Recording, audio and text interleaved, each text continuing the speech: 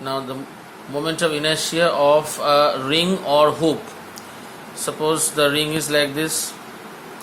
We have to take the we have to calculate the moment of inertia of this ring with respect to the axis passing through its center and perpendicular to its plane. So we consider mass of a ring of mass m and radius r. So if we can take this is the center, length of dl here, the mass of this dl portion is dm. So how to find dm? We all know total mass is m. We divide it by the total length of the ring, that is 2 pi r, or the radius of the ring is r, into dl. The length of this portion is dl. Moment of inertia of dl about the axis. This axis, we can name this, the rod is rotating in this fashion, name this as AB, axis AB. So dl is equal to, we have to multiply dm with r square. The distance of this element from the center is r, the radius. So dm into r square. So moment of inertia of whole ring is equal to, suppose I, that means dm r square integration of dm r square. Now the limit will be 0 to 2 pi r, because the number of elements like dl is 2 pi r. So it starts from, if this point is 0, so we move around a length of 2 pi r to reach this point again. So 0 to 2 pi r dm r square. Now if we try to replace the value of 2 pi r, what was dm? M by 2 pi r dl into r square. Replace the value of dm, this value here. Again we have to replace one value, that is the value for dl. This is dl. So ultimately it stands like this: 2 pi r. What was dl? dl was dm r square. dl was dm r square. There is a mistake. Moment of inertia of dl. Oh, this is di. So integration of di gives I. Integration of dm r square, we replace the value of dm here, m by 2 pi r dl into r square. So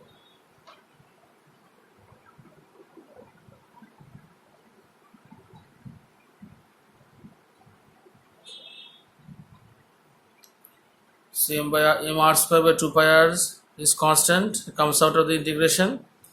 So 0 to 2 pi r dl. Now after solving this, we'll get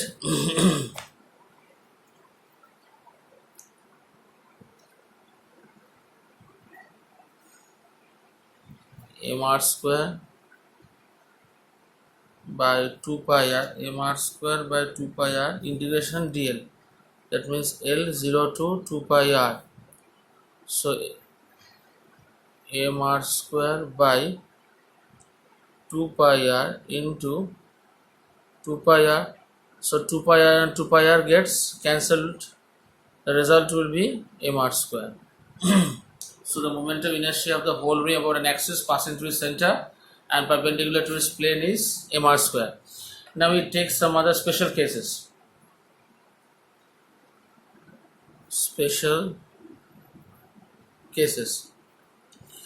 If we take an axis parallel to the axis that we have just considered, this was the axis around which the rotation was considered. Now we consider this parallel axis.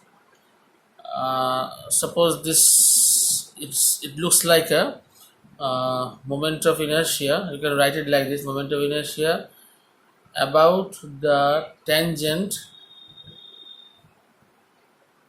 parallel to the axis AB.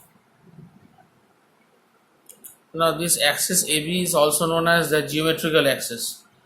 Also known as the geometrical axis. So if this is IT, suppose this can be named as IT, we can write it in this fashion: mr square plus the shift of the axis is also r, so another mr square gets added with it. We get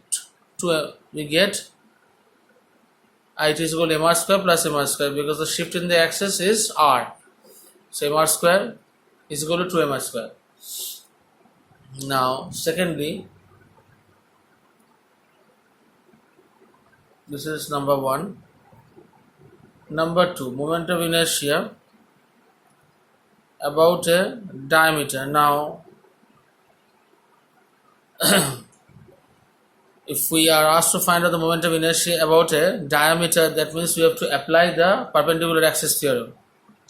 By perpendicular axis theorem, we can get ID plus ID. That means we take two diameters, one like this, 90 degree with each other. ID, that is equal to IT. That is I. That is mr square. So ID, 2ID is equal to mr square. So half of mr square. Now third one, moment of inertia about a tangent parallel to the diameter. So tangent parallel to the diameter means let us take this diameter and tangent parallel to the diameter. That means always a shift of r distance. That means if you can write this as I, so mr square by 2 plus md square, that means here again mr square. The axis has been shifted by distance r, so md square means here d is equal to r. Total comes out to be a 3 by 2 mr square. We can take a part of the ring, part of ring of mass m and radius r, that is also equal to I is equal to mr square.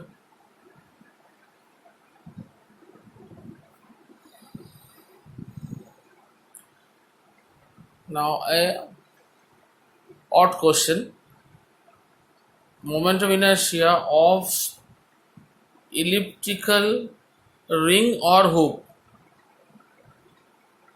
Till now we are considering a circular hoop. This is the elliptical hoop.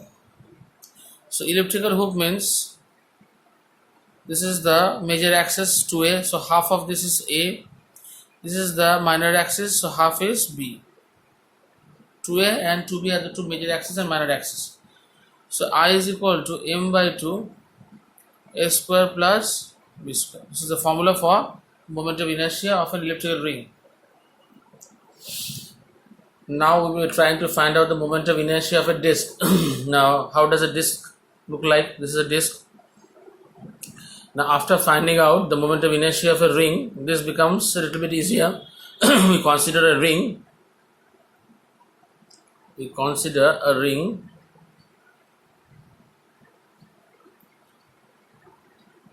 The radius of the larger disc is r, and the ring is taken at a distance of r, of width dr, and of the mass of this disc is m. So mass m, radius r of the disc. Now again we have to find out dm. Dm means the mass of this element or the ring.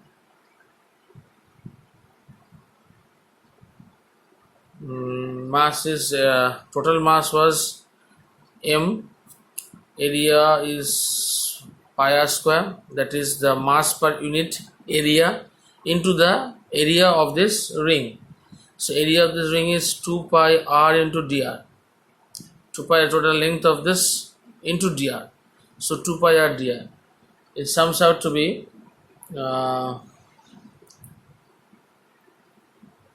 axis is AB.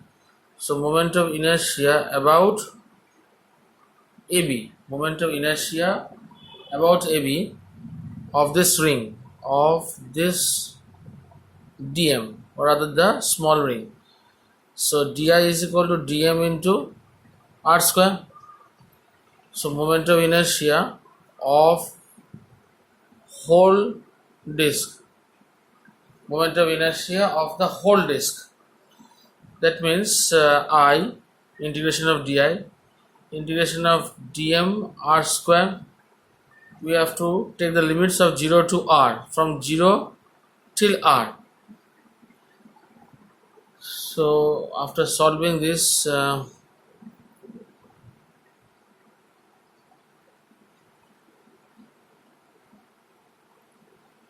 is dm into r square. Now you can try this integration on your own, and the answer will come out to be mr square by 2. The answer will come out to be mr square by 2. Now we try out some special cases of this disk. So if this is the disk, we have found out that the moment of inertia about this axis of rotation is mr square by 2. We have found out it will be mr square by 2. Yes. Now if we take axis here, tangent to it, it, so it becomes mr square by 2 again plus mr square, because the distance is r again. So it will be 3 by 2 mr square. So we can tell this as an axis parallel to the geometrical axis, number 1. Number 2, moment of inertia about a diameter of the disk, about a diameter of disk. So diameter means id plus id is equal to mr square by 2. That means 2id is equal to mr square by 2. So id is equal to mr square by 4. So this is the moment of inertia of the disk, uniform disk, about a diameter of the disk.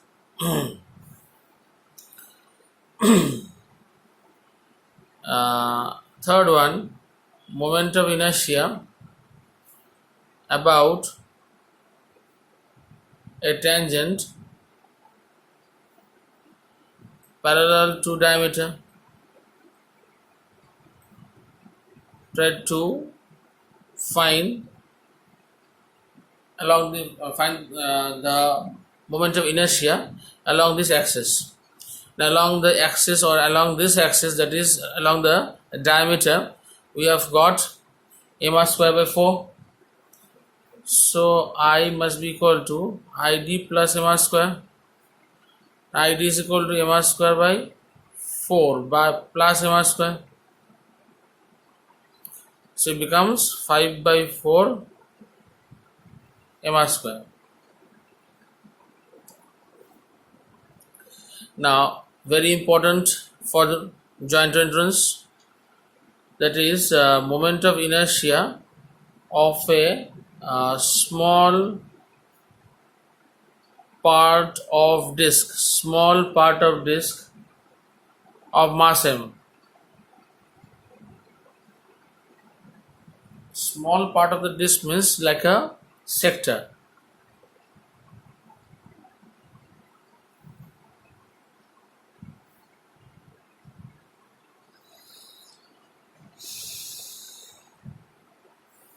Here I is equal to mr square by 2. Okay, the last part of this disk part, that is moment of inertia of annular ring. Now what does this word annular mean? That means a disk this part is absent. That means a thick ring, a disc where its internal part is cut off. So the internal radius suppose be r1, external radius be r2. The mass of this ring is m. We have to find out the moment of inertia of this annular ring with respect to this axis or axis perpendicular to the plane of the ring. Now I will straightforward move into deriving the formula. dm means we have to take a ring here. We have to consider a very small strip of ring here.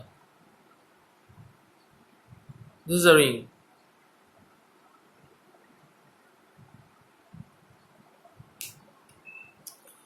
So dm means we take a small ring of mass dm. So m is the total mass. That means m by pi r2 square minus r1 square. Mass per unit area. Area of the larger disk is pi r square, r2 square, and we have to subtract this empty space from it, pi into r1 square into r square. This is dm into r square 2 pi r dr. 2 pi r dr. 2 pi r means the length of the ring into its width dr. So I is equal to integration dm r square integrated from r1 to r2. This is the margin r1 till r2. Now we replace the value of dm m by pi r2 square minus r1 square 2 pi r dr into r square. Now after solving this, the limit will be r1 to r2. Now try and solve this problem yourself, and the final value will come out to be like this: m into r2 square minus r1 square by 2